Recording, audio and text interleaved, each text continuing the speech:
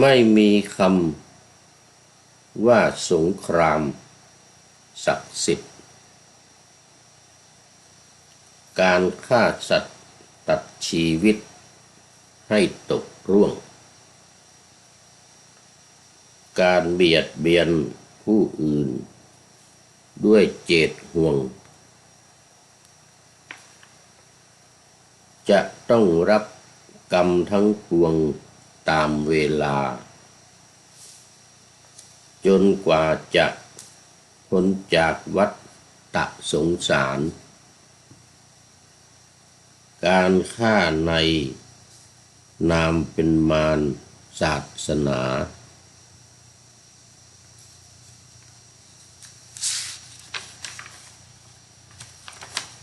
ยิ่งกระทำมิได้ในศาสตร์พุทธาพระพุทธเจ้าสอนว่ากำเนิดคนในสังสารวัฏนี้ไม่มีส่วนเป็นที่เบื้องสุดและเบื้องต้นถ้าหากสัตว์ยังดำเนินชีวิตวนตามอำนาจกิเลสคนอันที่มีอวิชชาเป็นเครื่องกั้นมีตัณหาเป็นเครื่องผูกพันธนาอยู่อย่างนี้ย่อมต้องเวียนเกิดเวียนตายไปทุกทีพระพุทธองค์นี้เป็นสัพพัญญูเป็นผู้รู้ความจริงทุกเรื่องที่ทรงอยากรู้มิใช่มีอำนาจผู้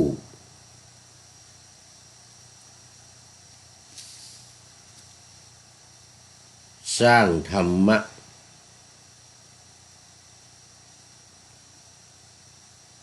ชาติหลาหรู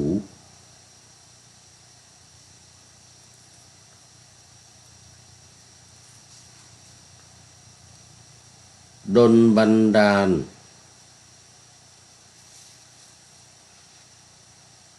ต่างๆขึ้นมาดูตามชอบใจขอถวายความนอบน้อมแด่พระรัตนตรัยมีพระพุทธเจ้าเป็นต้นขอถวายความเคารพพระมหาเถระพระเถรานุเถระเจ้าคณะพระสังฆาธิการทั่วโลกมี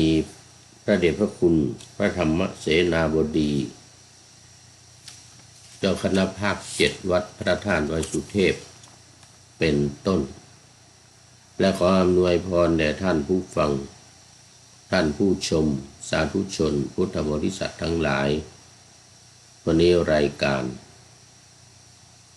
พระไตรปิฎกลอยฟ้าก็ลอยมาจากวัดโพศูนย์ปฏิบัติธรรมวัดพระธาตุดอยสุเทพบนเกาะอายกันนาเมืองทานลินประเทศเอสโตเนียเหมือนเดิมนะทานเฟซบุ๊กไลฟ์สวายเทพบุญ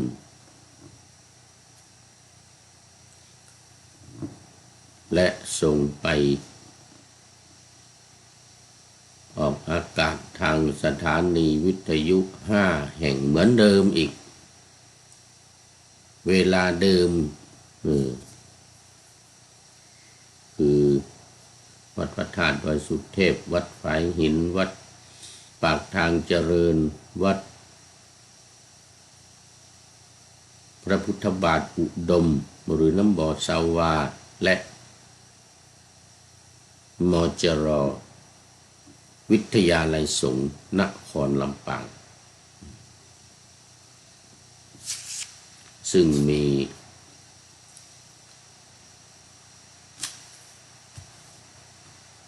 พ่อครูวรรลบนามวงพรหมเป็นผู้อำนวยการอาจารย์ประสิทธิ์พระมหาประสิทธิ์ประสาธิโกเป็นหัวหน้าสถานีและอาตมาภาพพระครูปริยัติยานุศาสตร์เป็นผู้บรรยายท่านพระครูสมุวิสุวัตวรกิจโยเป็นผู้อำนวยการวัดฝายหินท่านพระครูอภิวัฒนวิกรมหลวงพ่อรองเจ้าคณะอำเภอดอยหล่อจังหวัดเชียงใหม่เป็นผู้อำนวยการสถานีวิทยุคลื่นสีขาวเพื่อชาวประชาท่านพระเดชพระคุณหลวงพ่อพระครูสุจิตรานุรักษ์อบวเจ้าคณะอำเภอฝางเป็นผู้อำนวยการสถานีวิทยุชุมชนคณะสงฆ์อำเภอฝาง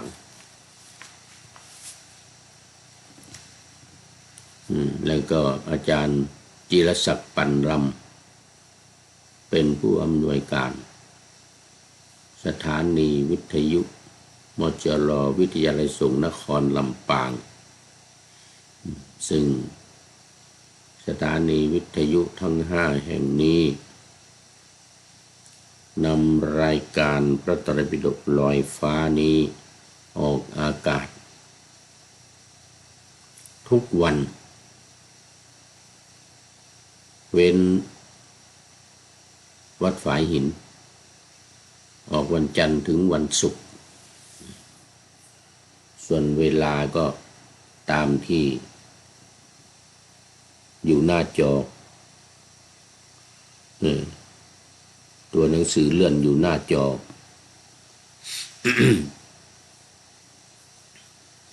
เนี่ยสำหรับวันนี้ก็ขอประชาสัมพันธ์การเทศมหาชาติเวสสันดรชาดกแบบตั้งธรรมหลวงของล้านนาที่วัดพระธาตุดอยสุเทพซึ่งเริ่มมาตั้งแต่วันที่22 ตุลาคมไปจนถึงวันที่3 พฤศจิกายนเชิญชวนสาธุชนพุทธบริษัททั้งหลายทั้งในเชียงใหม่ลำพูนลำปางแพร่น่านในภาคเหนือตอนบนทุกจังหวัดทางแม่ฮ่องสอนหรือภาคเหนือตอนล่างที่ฟังภาษาล้านนาได้เช่นจังหวัดตากอุตรดิตถ์สุโขทัยก็มากันได้เนี่ยเวลา 19 นาฬิกาเป็นต้นไปทุกวัน1 ทุ่มไปจนถึง2 ทุ่มบางที3 ทุ่มกันในเทศนานเชิญชวนมารับฟังกันเป็นประจำทุกปีละ13 วันนี่นะปีละ13 วัน มาฟังกันตอนที่มาไม่ได้หรือไม่มีเวลามานี่ก็เปิดเว็บไซต์เฟซบุ๊กของวัดพระธาตุดอยสุเทพราชวรวิหารก็ฟังกันได้ตลอด24 ชั่วโมงแล้วถ้าฟังตรงสดก็เวลา1 ทุ่มทุกวันในช่วงนี้ช่วง13 วันนี้นะรู้สึกวันนี้เป็นวันที่25 22 23 24 25นี่กันที่4วันณประเวทวันที่25นี้วันณประเวทกันที่4ใจวันทศพรหิมพานต์ฐานะการวันณประเวทดูละวันณประเวท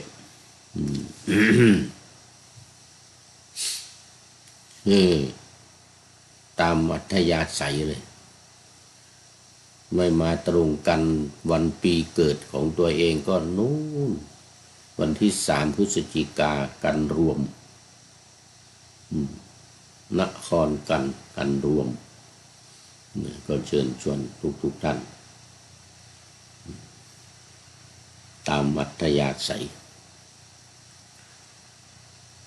เอาละตอนนี้ก็เข้ามาสู่เนื้อหาของธรรมะในพระไตรปิฎกกันเลย FC ตอนนี้ก็น่าจะยังพอมีเหลืออยู่บ้างเกือบจะ5 ทุ่มแล้ว4 ทุ่ม 45แล้วนี่ส่วนใหญ่ก็ถ้าทางจะเข้าหลับเข้านอนกันหมดแล้วนี่นะแต่ทางอุตรดิตถ์ยังไม่นอนหรอก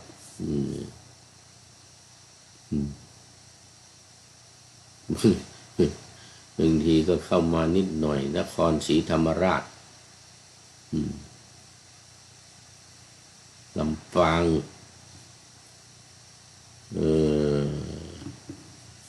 บุรีรัมย์พระเดชพระคุณหลวงพ่อสุทธิสงึมรำนี่ก็คุณยังไม่แต่ไม่แน่อาจจะเข้านอนไปแล้วพักผ่อนเพราะว่าตื่นแต่เช้าเดชพระคุณหลวงพ่อตื่นแต่เช้าเนี่ยนะวันนี้เป็นสูตรที่7อิทธิปาทสูตรว่าด้วยอิทธิบาท4นี่นะเป็นชื่อคุ้นชื่อคุ้น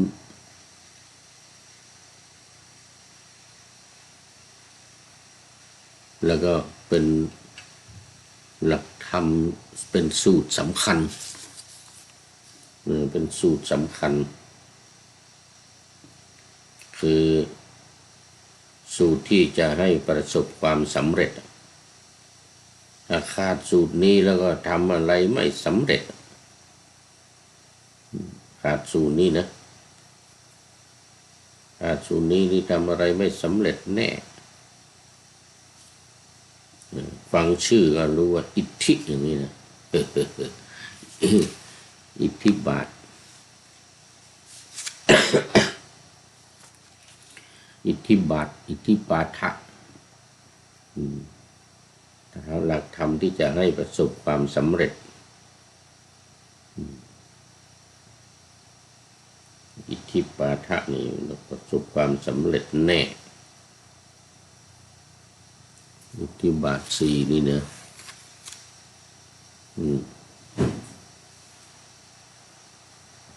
ฉันทะวิริยะจิตตะวิมังสาคุ้น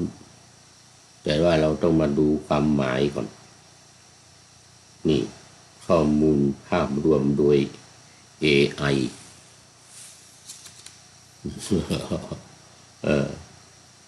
บอกว่าอิทธิบาท4คือหลักธรรมแห่งความสำเร็จ ประกอบด้วย4ประการได้แก่ฉันทะความพอใจในสิ่งที่ท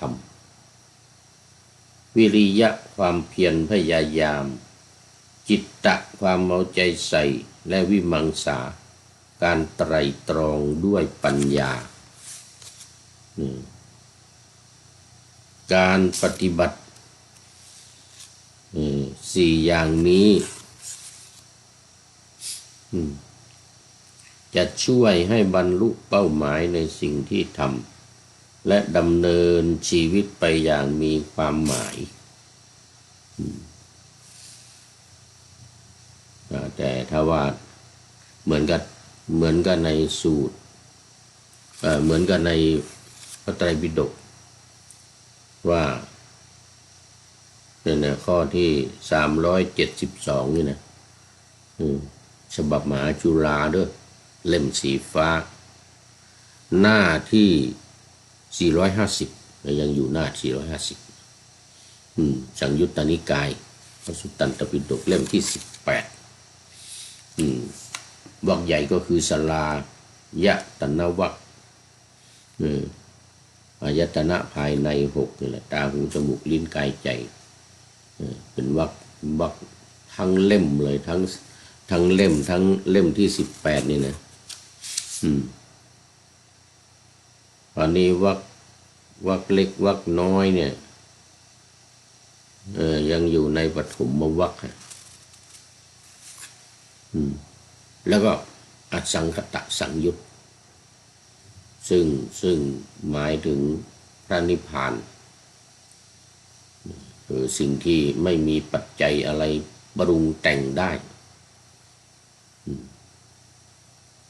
ไม่มีปัจจัยอะไรที่จะมาสามารถปรุงแต่งได้คือพระนิพพานนี่นะใจความก็คือพุทธองค์ตรัสกับภิกษุทั้งหลายว่าภิกษุทั้งหลายทางที่ให้ถึงอสังคตธรรมคืออิทธิบาท4อย่างนั้นคืออิทธิบาท4นี่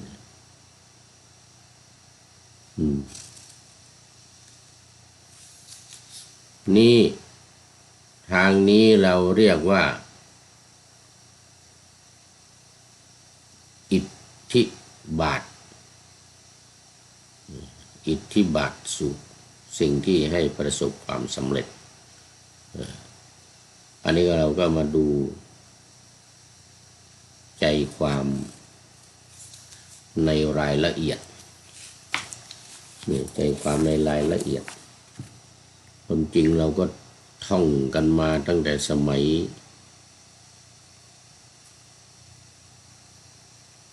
โบราณเป็นเด็กแล้วเป็นเด็กอยู่โรงเรียนประถมนี่ป.2 ป.3เลยนะป.2 ป.3 ป.4นี่ครูให้ท่อง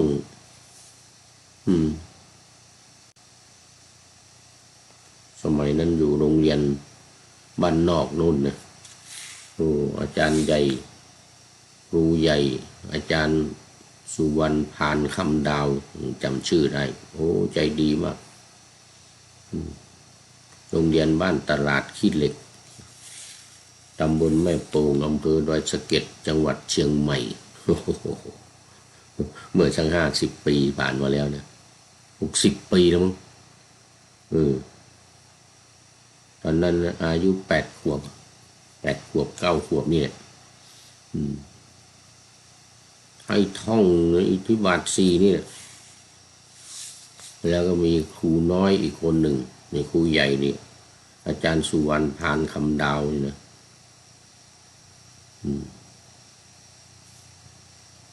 ครูน้อยก็อาจารย์ครูลืมไปเสียแล้วนี่บ้านอยู่ที่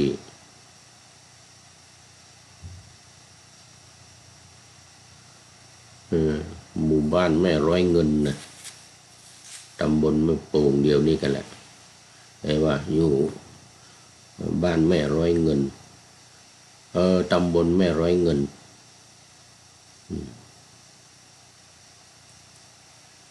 อะไรเนี่ยนามสกุลเขื่อนแก้วนะ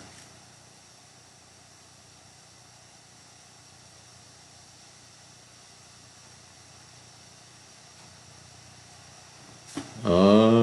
บุญมีอาจารย์บุญมีเขื่อนแก้ว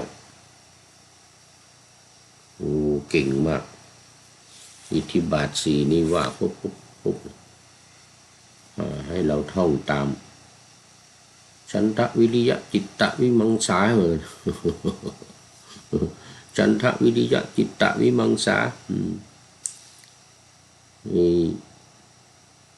ประสบความสำเร็จแน่ว่าไงนะ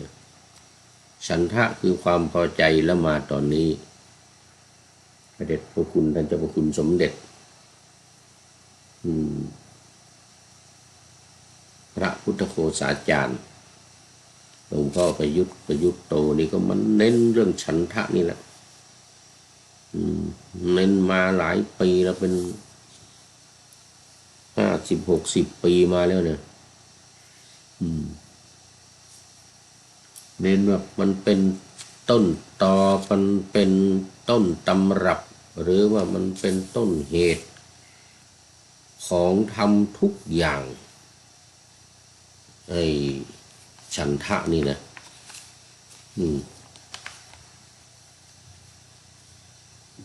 สติปัฏฐานสี่เนี่ยหรืออะไรหัวข้อทำทุกหัวข้อเนาะอยู่ที่ฐานฉันทะนี่หมดอะทั้งดีและไม่ดีแม้แต่กามราคะแม้แล้วราคะโทสะโมหะไอ้กิเลสด้วยนะกิเลสตัวใหญ่นี่นะถ้าไม่มีฉันทะนี่ก็กิเลสตัวใหญ่ก็ไม่ไปเหมือนกันนะราคะนี่ก็จะเรียกว่ากามะจะเรียกว่าฉันทะราคะว่าความใคร่ด้วยอำนาจแห่งความพอใจก็เป็นฉันทะราคะอีกแล้วในทางไม่ดีก็เป็นก็ฉันทะนี่ก็นำเหมือนกันส่วนทางดีๆทั้งหลายเนี่ยมีฉันทะทั้งนั้นนำเนี่ยไม่ได้ศีลสมาธิปัญญานี่ก็มีฉันทะนี่แหละนำมีความพอใจนี่แหละนำเนี่ยฉันทะนี่แปลว่าความรักความพอใจความหมายก็คือความสมัครใจความเต็มใจที่จะทำและมีความรักในสิ่งที่ทำนี่ความรักในสิ่งที่ทำนะโดยเฉพาะการทำสมาธิภาวนาสมถกรรมฐานวิปัสสนากรรมฐานนี่นะถ้าขาดฉันทะแล้วก็โอ้โหหมดเรื่องเลยดูไม่จืดเรียกว่าดูไม่จืดนะขาดฉันทะนี่นะขาดฉันทะเนี่ยก็โอ้ดูไม่จืดนะ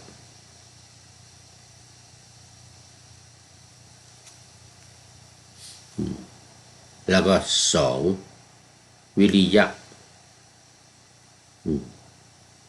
นี่ก็สุดยอดอีกเหมือนกัน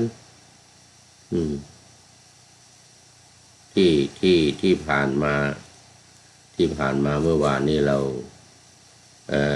พูดถึงเรื่องของสัมมัปปทานนะนั่นก็คือสัมมัปปทานนี่ก็คือมันเป็น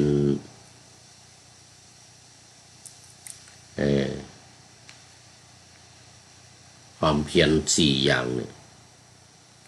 ไอ้สัมมัปปทานในความเพียรเนี่ยวิริยะความเพียรนี่ก็สุดยอดอีกเหมือนกันสุดยอดอีกเหมือนกันถ้าไม่มีมันนี่ก็ไม่ประสบความสำเร็จอีกเหมือนกันอย่างนะคือใน4อย่างในอิทธิบาท4อย่างเนี่ยนะสุดยอดทั้งนั้นนะวิริยะความเพียรเนี่ยนะความภาคเพียรอดทน ความภาคเพียรอดทนและขยันหมั่นเพียรอย่างต่อเนื่องอย่างต่อเนื่องแล้วก็มันมีอีกคำหนึ่งว่าไม่ท้อถอยไม่ท้อถอยมีความเพียรไม่พอแล้วก็ไม่ท้อถอยอีกแล้วข้อที่สามจิตตะเนี่ยนะความมุ่งมั่น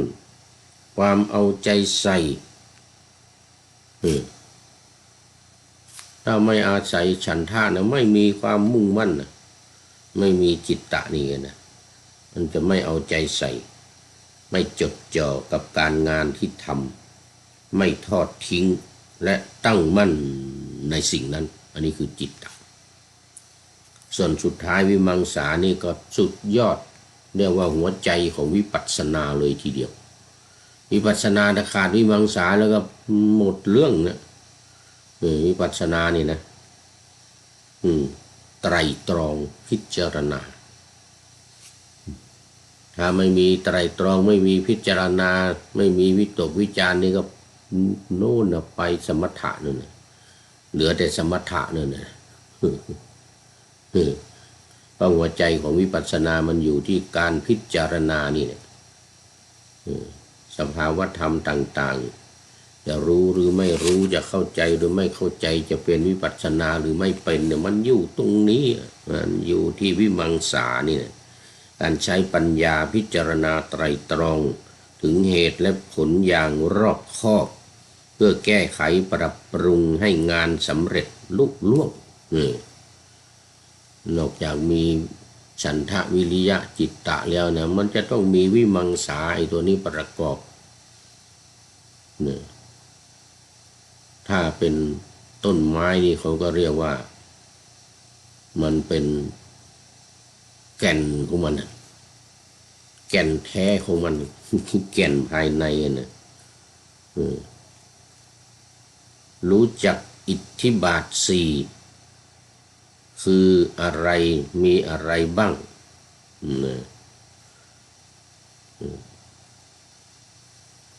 อันนี้เรามาดูว่าAI ไปเคาะมา AI ไปเคาะออกมาจนได้เลยบอกว่าอิทธิบาทสี่นี่เนี่ยคือหนทางสู่ความสำเร็จหรือสิ่งนำไปสู่ความสำเร็จซึ่งเป็นหลักธรรมในพระพุทธศาสนาที่สอนให้ผู้ที่ปรารถนาจะประสบความสำเร็จในกิจใดๆต้องทำตนให้พร้อมด้วยคุณธรรมสี่ประการนี้นี่ก็คือความความพอใจรักใคร่ในสิ่งที่ทำมีใจมุ่งมั่นและปรารถนาที่จะทำสิ่งนั้นให้ดีที่สุดนี่ไปแกะออกมาจนได้เลยจนให้ดีที่สุดและสองความภาคเพียรในการทำเนี่ยสิ่งนั้นอย่างไม่ย่อท้อพยายามแก้ไขอุปสรรคนี่เพิ่มเข้ามาแล้วและพัฒนาตนเองอยู่เสมอนี่จิตตะนี้ความตั้งใจจริงว่าไงนะเอาใจฝักใฝ่จดจ่ออยู่กับสิ่งที่ทำไม่วอกแวกวิมังสานี่ใช้ปัญญาไตรตรองพินิจพิเคราะห์เนี่ยมีคำว่าพิเคราะห์เข้ามาสิ่งที่ทำอย่างละเอียดละออรอบคอบเพื่อหาเหตุผลและปรับปรุงให้ดียิ่งขึ้นหลักจำทีนี่แหละเป็นคุณสมบัติพื้นฐานที่ควรมีเพื่อช่วยให้งานบรรลุเป้าหมายได้อย่างมีประสิทธิภาพโอ้โหศัพท์ที่ใช้แต่ละศัพท์นี่ AI ไปเคาะออกมาเนี่ยและประสิทธิผลโอ้โหทั้งประสิทธิภาพและประสิทธิผลเลยทีเดียวหมดเวลา แล้วก็คุณโยมสายสมร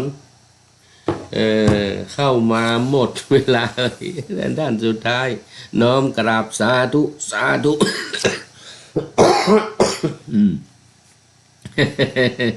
วันนาเป็นอย่างยิ่งหมดเวลาโยมสายสมรโอ้FCตัวจริงเนี่ยเมื่อวานเขียนนามสกุลไว้เบญจกุลคุณโยมสายสมรเบญจกุลโมทนาเด้อมาท่านสุดท้ายพอดีนะมีข้อคิดอยู่มีข้อคิดท้ายรายการวันนี้ อืมเป็นท่านผู้พันนั่นนายพลอันนี้เป็นนายพลละติดปากผู้พันมานานท่านนายพลนเรศจิตลักษณ์นำมา19อย่างคุณโยมสายสมรยกดอกบัวสีชมพูมาแล้วโอ้นี่เราเป็นวันเกิดของผู้พูดนี่แหละวันเกิดของหลวงพ่อนะวันอังคารสาธุขอบใจจริงๆวันเกิดวันอังคารนี่เอามาบอกว่าเนี่ยไม่มีคำว่าสงครามศักดิ์สิทธิ์นี่ศาสนาอื่นเขาจะมีเรื่องสงครามศักดิ์สิทธิ์กันนะการฆ่าสัตว์ตัดชีวิตให้ตกร่วงการเบียดเบียนผู้อื่นด้วยเจตห่วงจะต้องรับกรรมทั้งปวงตามเวลานี่เรื่องสืบเนื่องมาจากกฎแห่งกรรมไม่มีเรื่องของความศักดิ์สิทธิ์ในการที่จะไปทำสงครามไม่มีสิทธิ์เพราะมันเป็นบาปเป็นกรรมจนกว่าจะพ้นจากวัฏสงสารการฆ่าในนามเป็นมารศาสนายิ่งกระทำมิได้ในศาสตร์พุทธาพระพุทธเจ้าสอนว่ากำเนิดคนในสังสารวัฏนี้ไม่มีส่วนเป็นที่เบื้องสุดและเบื้องต้นไม่มีต้นไม่มีปลายถ้ายังทำกรรมยังดำเนินชีวิตวนเวียนอยู่ในกิเลสกรรมวิบากคือวัฏฏะนี่นะก็วนอยู่เรื่อยอย่างนี้นะไม่มีที่สิ้นสุดไม่มีเบื้องต้นไม่มีเบื้องปลาย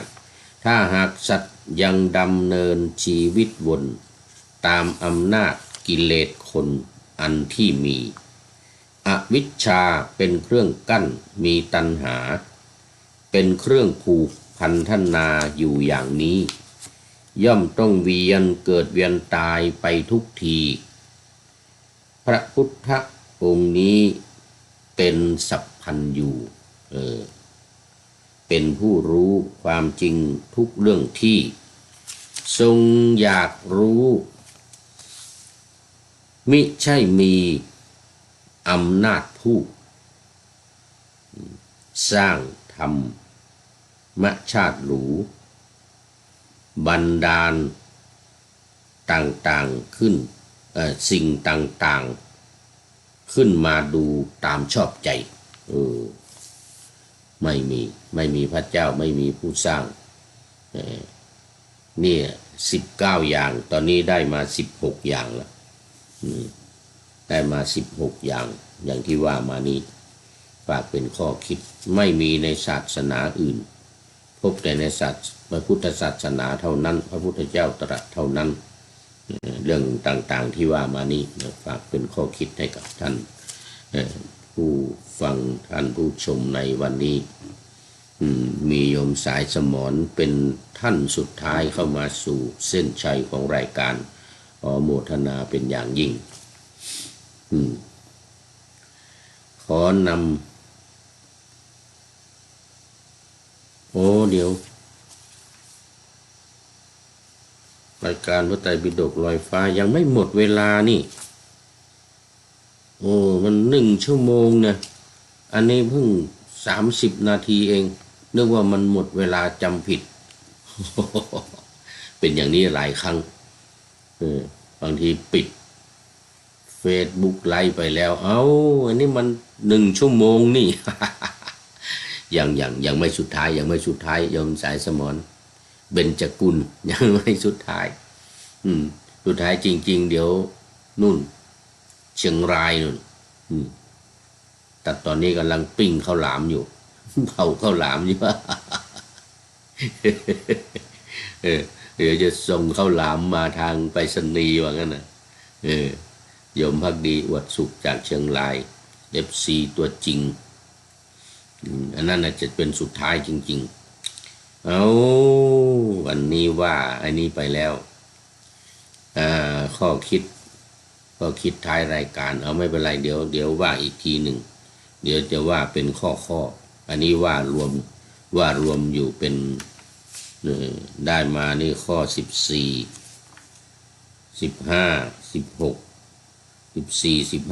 3 ข้อเพิ่มมา3 ข้อไม่พบในศาสนาอื่นมีแต่ในพระพุทธศาสนาเท่านั้นอันนี้หนุ่มฝรั่งพูดนะนี่ท่านนายพลนเรศจิตลักษณ์เอามาบอกว่าหนุ่มฝรั่งชี้ว่าศาสนาพุทธเท่านั้นที่สอนมา19 อย่างที่ไม่สามารถพบจากแนวทางแห่งศาสนาอื่นใดในโลกเลย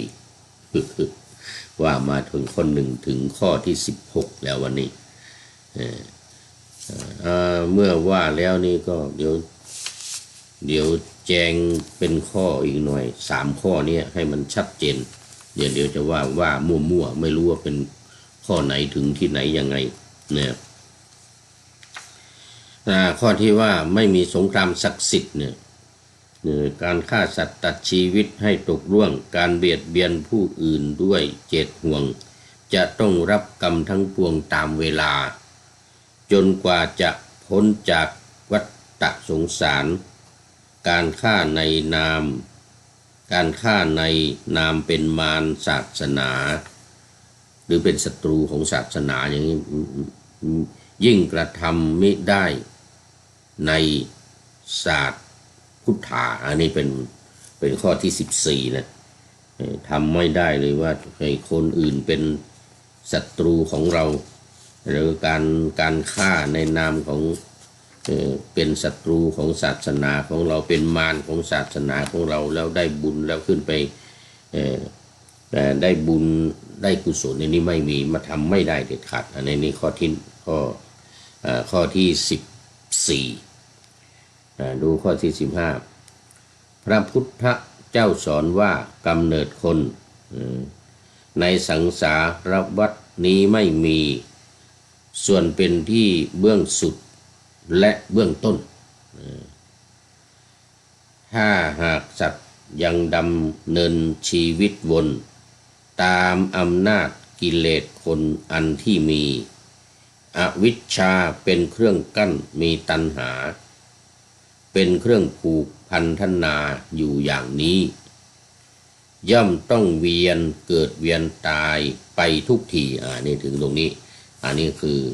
ตอนนี้สรุปว่าพระพุทธเจ้าว่าตรัสว่าในโลกเนี้ยไม่มี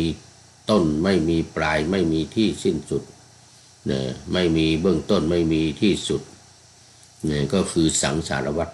อย่างที่เคยกล่าวบ่อยๆไม่มีในศาสนาอื่นคือกิเลสกรรมวิบากการจะสอนเรื่องว่ากิเลสเนี่ยทำให้เกิดกรรมทำให้เกิดวิบากคือผลของกรรมวิบากก็คือผลของกรรมแล้วเมื่อได้รับผลของกรรมก็วนมามีกิเลสอีกเพราะอะไรเพราะติดอกติดใจเช่นตัณหาราคะฉันทะเนี่ยมีความพออกพอใจก็ทำกรรมอีกกรรมแล้วก็ได้รับผลของกรรมก็เป็นกิเลสจุวนกันอยู่อย่างนี้นี่เรียกว่าวัฏสงสารวัฏสงสารในโลกเนี่ยที่จะวนเวียนกันอยู่อย่างนี้ไม่มีที่สิ้นสุดไม่มีจบไม่มีสิ้นถ้าไม่ออกจากวัฏสงสารเนี่ยคือเข้าสู่นิพพานแล้วนิพพานนี่ก็ไม่มีในศาสนาอื่นอีกแต่มีแต่พระพุทธศาสนาเนี่ยอันนี้ข้อที่15ต่อไปข้อที่16พระพุทธองค์นี้พระพุทธองค์นี้เป็นสัพพัญญูเป็นผู้รู้ความจริงทุกเรื่องที่ทรงอยากรู้มิใช่มีอำนาจผู้รับสัพพัญญูนี่นะอำนาจผู้สร้างธรรมชาติหรูชาติมีอำนาจผู้สร้างธรรมชาติหรูสร้างธรรมชาติหรู ดลบันดาลเดี๋ยวก่อนผู้ดลบันดาลสร้างธรรมชาติหรูต้องอย่างนี้นะทรงอยากรู้มิใช่มีอำนาจผู้ดลบันดาลสร้างธรรมชาติหรูต่างๆขึ้นมาดูตามชอบใจนี่ไม่ใช่พระผู้สร้างไม่ใช่ผู้สร้างโลกแต่ว่าโลกเนี่ยมีอยู่แล้วพระพุทธองค์ทรงมาค้นพบหลักธรรมนี้แล้วก็นำมาสอนเท่านั้นเดี๋ยวก่อนเมื่อกี้นี้มี FC เข้ามาหนึ่ง เดี๋ยว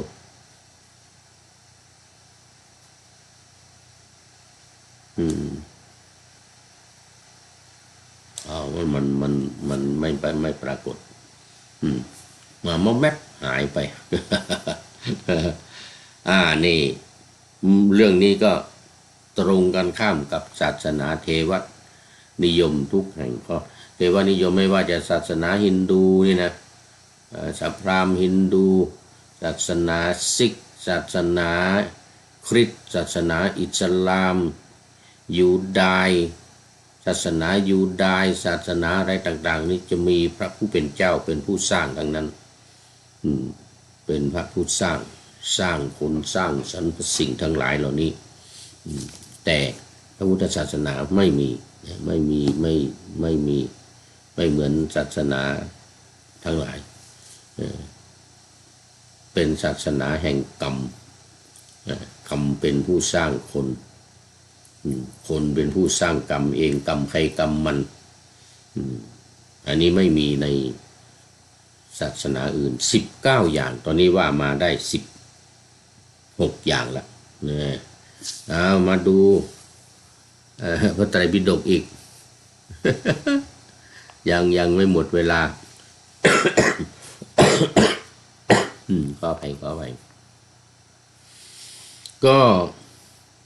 อิทธิบาทสูตรจบไป1สูตรต่อไปเป็นอินทรียสูตรนะว่าด้วยอินทรีย์มาในข้อที่373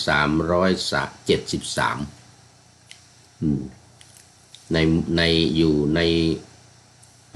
ขึ้นหน้าใหม่ละหน้า451ข้อที่373ยังอยู่ในสลายตนวรรคนะสังยุตตนิกายพระสุตตันตปิฎกเล่มที่18หน้า451เล่มสีฟ้าฉบับมหาจุฬาอินทรียสูตรก็คืออินทรีย์5ภิกษุทั้งหลายทางที่ให้ถึงอสังคตธรรมหรือพระนิพพานคืออินทรีย์5นี้เราเรียกว่าทางที่ให้ถึงอสังคตธรรมเรียกว่าทางที่ให้ถึงอสังคตธรรมอินทรีย์5นี่มันจะคู่กันกับพละ5นะว่าพร้อมกันไปเลยสูตรที่8อินทริยสูตรสูตรที่9พละสูตรคือในเนื้อหามันเหมือนกันคือฉันทะวิริยะเดี๋ยวไม่ใช่ศรัทธาวิริยะสติสมาธิปัญญานะศรัทธาวิริยะสติสมาธิปัญญาอันนี้มาในข้อที่374แล้วคือพละสูตรกับอินทริยสูตรอินทรีย์5พละ5นี่มันจะในใจความเหมือนเดียวกันศรัทธาคือความเชื่อวิริยะความเพียรสติความมีความรู้สึกตัวแล้วก็สมาธิความตั้งใจมั่นปัญญาความรอบคอบรอบรู้ยิ่งนะอันนี้เป็นเอา2สูตรรวมกันเลยสูตรที่8กับสูตรที่9อินทริยสูตรกับพละสูตรเนี่ยอินทริยสูตรกับพละสูตรอันนี้มาดูใจความ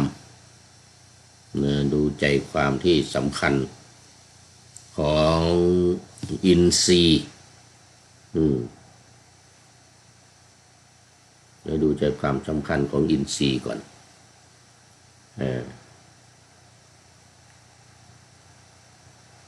เดี๋ยวนี้ต้องอาศัย AI ไปรวบรวมมานะอินทรีย์ห้าพละห้านี่อินทรีย์ห้าพละห้าในสติปัฏฐาน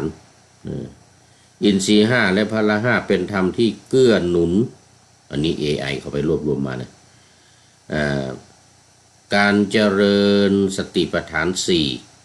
ซึ่งเป็นหลักปฏิบัติเพื่อสติและปัญญาอินทรีย์ห้าคือธรรมที่เป็นใหญ่ในหน้าที่ของตนได้แก่หนึ่งสัตทินทรีย์คือความศรัทธาหรือความเชื่อในพระรัตนตรัยและหลักธรรมอันนี้ต้องเน้นไปที่พระรัตนตรัยแล้วพระพุทธพระธรรมพระสงฆ์พร้อมกับหลักธรรมที่พระพุทธองค์ทรงค้นพบและนำมาแสดงพร้อมกับพระสงฆ์ที่เป็นสาวกเจริญรอยตามพระพุทธองค์เขาเรียกว่าพระรัตนตรัยความศรัทธาในพระรัตนตรัยและหลักธรรมอันนี้เป็นส่วนสำคัญสองวิริยินทรีย์หรือพละเนี่ยนะอันเดียวกันกำลังคือความเพียรกำลังคือความเพียรพยายามในการปฏิบัติธรรมอันนี้เน้นในเรื่องของการปฏิบัติธรรมทั้งสมถกรรมฐานวิปัสสนากรรมฐานเนี่ยถือว่าเป็นความพยายามเป็นกำลังในการปฏิบัติธรรมสามสตินทรีย์คือความระลึกได้ความไม่เผลอเลือนไม่เลอะเลือนไม่เผลอเลอะเลือนอันนี้คือสตินทรีย์คือสติซึ่งมีการเปรียบเทียบเอาไว้ว่าเหมือนนายทวารหรือนายประตูที่คอยดูคนเข้าคนออกนี่คือสติหน้าที่ของสติหรือเหมือนกับแมวที่คอยดูทางที่หนูเข้าวิ่งออกหนูออกมาก็คอยจับหนูสตินี่เหมือนกับแมว สี่สมาธินทรีย์คือความตั้งมั่นแห่งจิตห้าปัญญินทรีย์คือความรอบรู้ความเข้าใจในธรรมตามความเป็นจริงนี่คือตัวของวิปัสสนาเลยล่ะไอ้ตัวปัญญานี่นะตัวปัญญานี่คือตัววิปัสสนาซึ่งวิปัสสนาเราแปลว่าการรู้แจ้งเห็นจริงหรืออุบายเป็นเครื่องเรืองปัญญาอุบายในการที่จะทำให้เกิดปัญญาเพราะฉะนั้นปัญญาเป็นตัวสำคัญของวิปัสสนาคือการปฏิบัติธรรมเพราะฉะนั้นในอินทรีย์ทั้งห้านี่นะเป็นส่วนสำคัญในการปฏิบัติธรรมส่วนพละห้านี่คือกำลังที่ทำให้ธรรมนั้นมั่นคงไม่หวั่นไหวต่อสิ่งที่เป็นข้าศึกเนี่ยได้แก่ศรัทธาพละก็คือกำลังแห่งความเชื่อความศรัทธาสองวิริยะพละคือกำลังแห่งความเพียรวิริยะพละนี่คือกำลังแห่งความเพียรสติพละคือกำลังแห่งสติต้องมีกำลังที่มั่นคงสมาธิพละคือกำลังแห่งสมาธิถ้าอย่างนั้นมีสมาธิแล้วไม่มั่นคงแล้วไม่มีกำลังมันจะถอยปัญญาพละคือกำลังแห่งปัญญาปัญญาพละนี่คือกำลังแห่งปัญญาแล้วเมื่อกี้เราได้ว่าไว้แล้วว่าสติปัฏฐานสี่เนี่ยจะต้องมีธรรมสองหมวดนี้ คืออินทรีย์ห้ากับพละห้าเนี่ยคอยสนับสนุนยังไงสติปัฏฐานสี่นี่คือการตั้งสติกำหนดพิจารณาสิ่งต่างๆเพื่อให้เกิดปัญญาเห็นแจ้งตามความเป็นจริงสติปัฏฐานสี่นี่นะขึ้นฟังชื่อก็รู้ว่าสติมันเป็นข้อที่3ในอินทรีย์ห้าจะคุมทั้งปัญญาศรัทธาวิริยะกับสมาธิ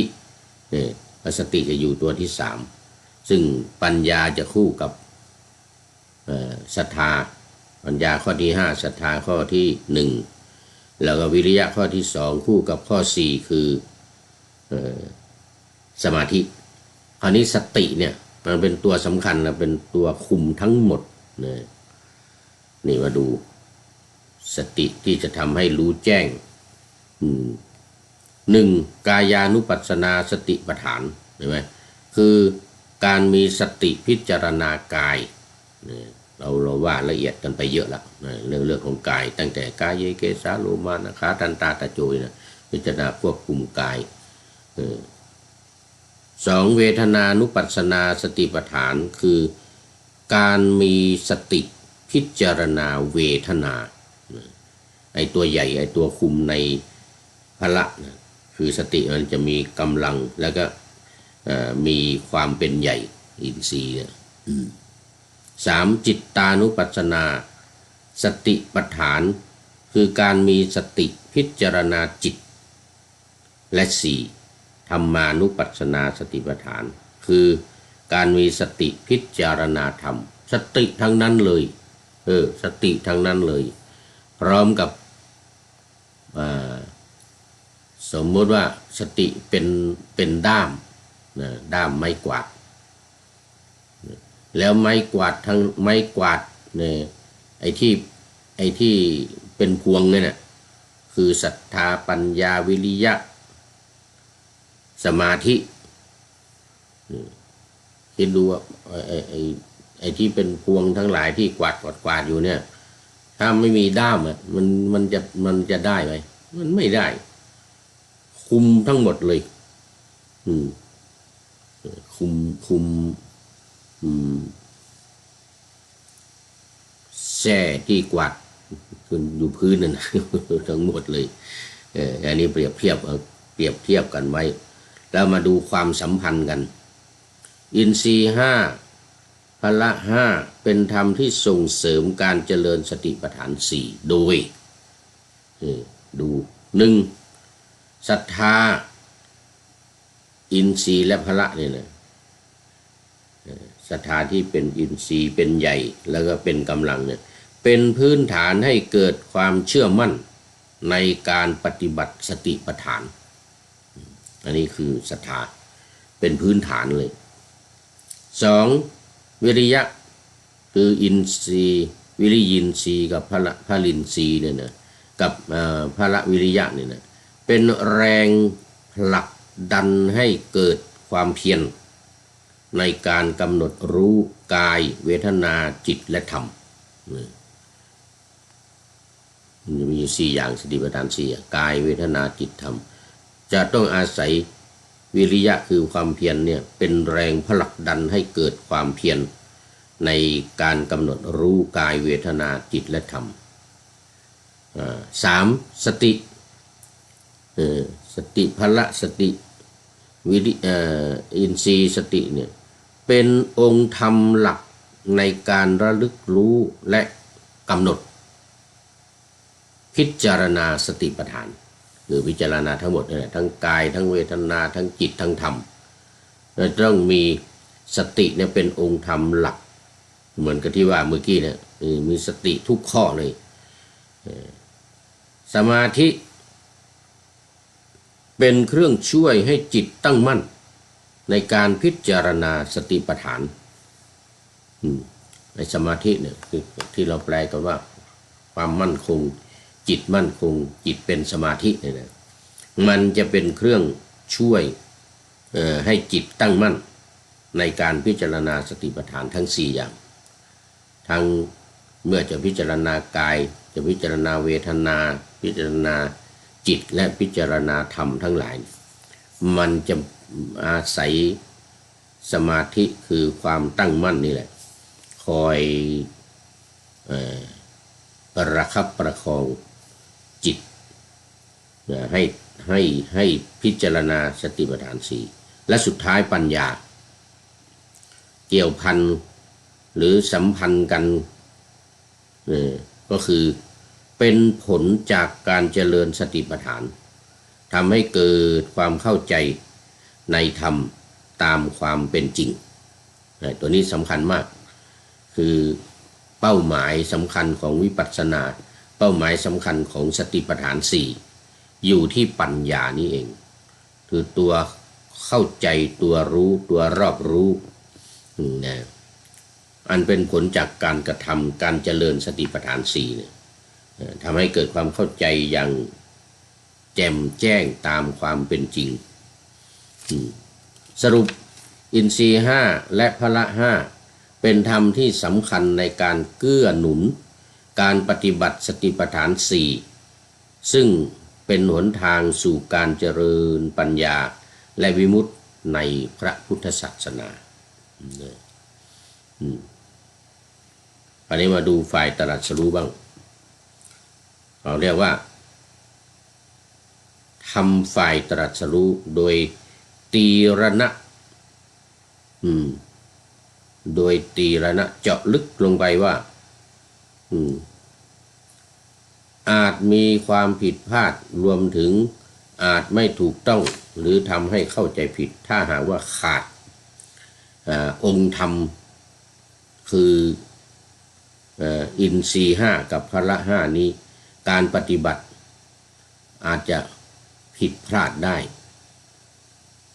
เนื่องจากว่าปัญญาเป็นตัวคัดกรองที่สำคัญในการที่จะให้สติปัฏฐานทั้งสี่เป็นไปอย่างถูกต้องตามความเป็นจริงเป็นไปอย่างถูกต้องตามความเป็นจริงเอาละตอนนี้หมดเวลาจริงๆคราวนี้ อันนี้หมดเวลาจริงๆเป็นนั้นว่าเราเพิ่มเราได้เพิ่มอีกสองหมวดธรรมนอกจากอิทธิบาทสี่เบื้องต้นที่ว่าสำคัญแล้วเนี่ยเรามาเพิ่มอะไรเขาเรียกว่าอินทรีย์ห้ากับพละห้าซึ่งจะเกื้อหนุนอุดหนุนในการปฏิบัติธรรมทั้งสมถกรรมฐานและวิปัสสนากรรมฐานโดยเฉพาะวิปัสสนากรรมฐานเพราะว่ามุ่งให้เกิดปัญญาตัวสุดท้ายพอดีคือตัวสุดท้ายของทั้งอินทรีย์ทั้งพละอินทรีย์ห้าก็มีปัญญาเป็นตัวสุดท้ายพละห้าก็มีปัญญาเป็นตัวสุดท้าย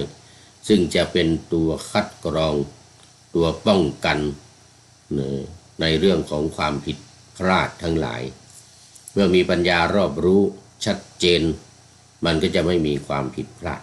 โดยประการใดเอาละตอนนี้หมดเวลาจริงๆโมทนากับคุณโยมสายสมร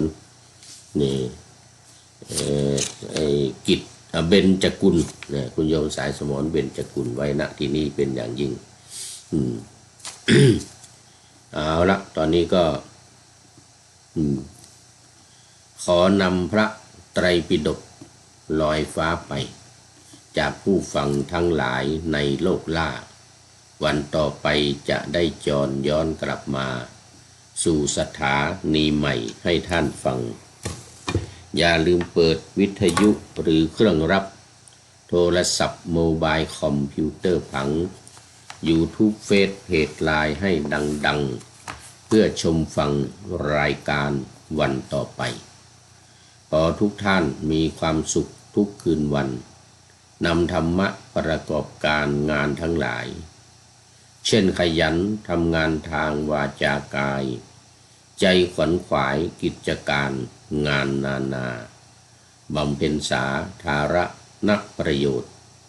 เว้นสิ่งที่มีโทษโหดเยี่ยงสาประกอบแต่กรรมดีมีราคาแสวงหาเงินทองครองใจคนเสียสละพลทรัพย์ นับมากน้อยไม่ให้ล้านก็ให้ร้อยไม่ด้อยผลเอื้อคนรวยช่วยคนยากฝากคนจนให้ทุกคนเท่ากันมาตรฐานเดียวขอเจริญพร